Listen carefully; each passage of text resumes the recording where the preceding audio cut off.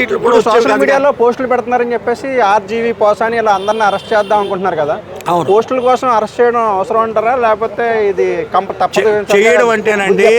చేయడం అంటేనండి ఏదైనా మాట్లాడేటప్పుడు నోరు అదుపు పెట్టుకుని మాట్లాడాలి. ఇప్పుడు పోసాని కృష్ణమురళి గారు ఉన్నారు, ఏంటండి అది ఎంత విచిత్రం అండి. నిజంగా ఫ్యామిలీ విషయాల్లో ఎవరైనా కలగజేసుకుంటారండి.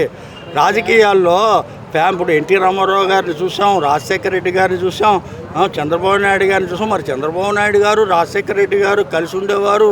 ఇదిగా ఇలా జైలు పంపించడమో లేకపోతే ఫ్యామిలీ విషయాల్లో కలగజేసుకోవడమో ఇవన్నీ లేవు కదా.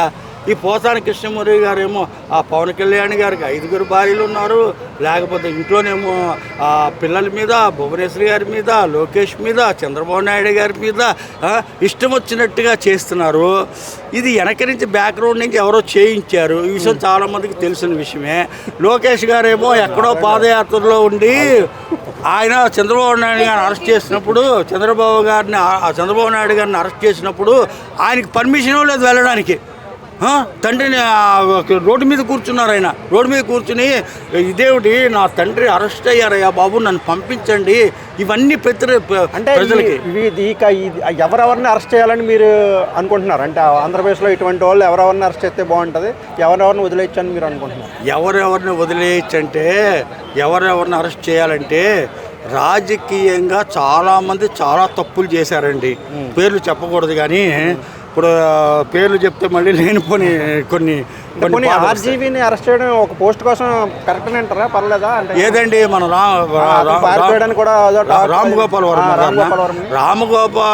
వర్మ గారు ఏంటంటే మంచి డైరెక్టరు, ఇదిగా ఉంది. అనవసరంగా లేనిపోని తలగొరుగు తెచ్చుకుని ఎత్తిన పెట్టుకున్నారు తప్ప ఈ రాజకీయాల్లోకి వచ్చి మరి ఇంతమంది సినిమా ప్రపంచంలో ఇంతమంది డైరెక్టర్లు ఉన్నారు, ఇంతమంది నటులు ఉన్నారు, వీళ్ళు ఎవ్వరికి లేనిది ఏదో వీడికే ఎందుకు వచ్చిందో నాకు ఇప్పటికీ అర్థం కావట్లే ఈ విషయాలన్నా. ఇప్పుడేమో రామ్ గోపాల్ గారి పరిస్థితి ఏమిటి? ఆయన మంచి డైరెక్టరు, నేను కాదనలేదు.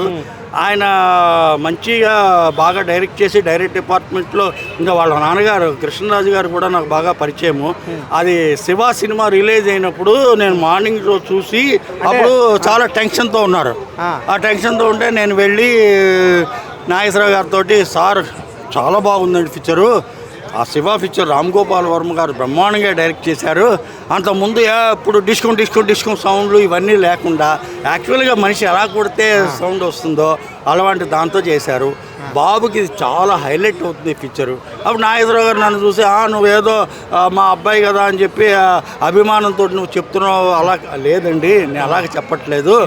మీకు కావాలంటే నేను కొన్ని షార్ట్లు చెప్తాను.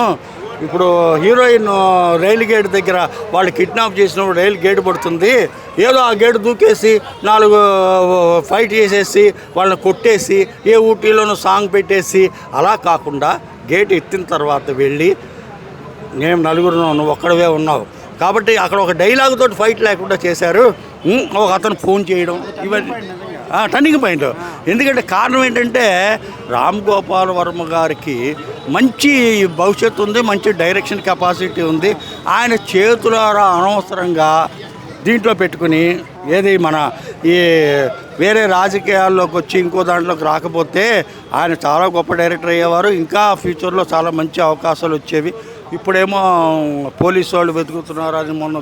ఆ తర్వాత పోసాని కృష్ణమురళి గారు, మరి ఇంతమంది సినిమా ప్రపంచంలో ఉన్నారు, ఇంతమంది చేస్తున్నారు, ఎవ్వరికీ లేనటువంటి ఇది వీరికి ఎలా వచ్చిందో నాకు అర్థం కావట్లేదు. అనవసరంగా వీళ్ళు లైఫ్ని పాడు చేసుకోవడం, అంతకంటే ఏం లేదు, ఇంకేం లేదు.